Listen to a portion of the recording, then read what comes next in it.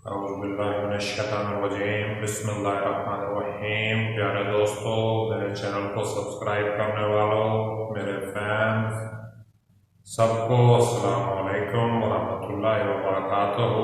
सब ठीक हैं? क्या हाल है आप लोगों का?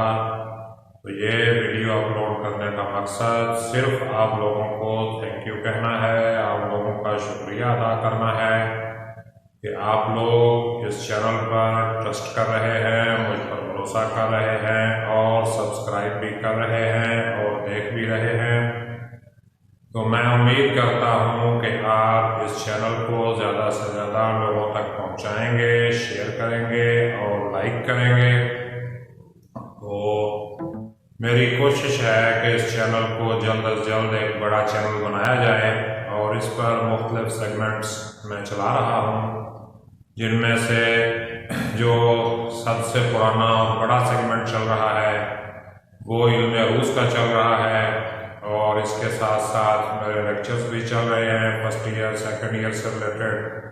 और इसके अलावा कुरान पाक के तर्जमे का एक सेगमेंट मैंने चलाया था।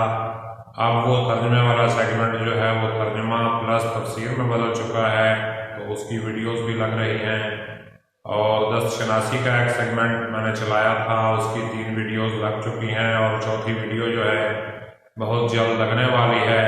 तो आप लोगों की राय मेरे लिए बहुत अहम है और मैं इस बात की उम्मीद भी करता हूं कि आप अपनी कीमती राय से मुझे नवाजेंगे।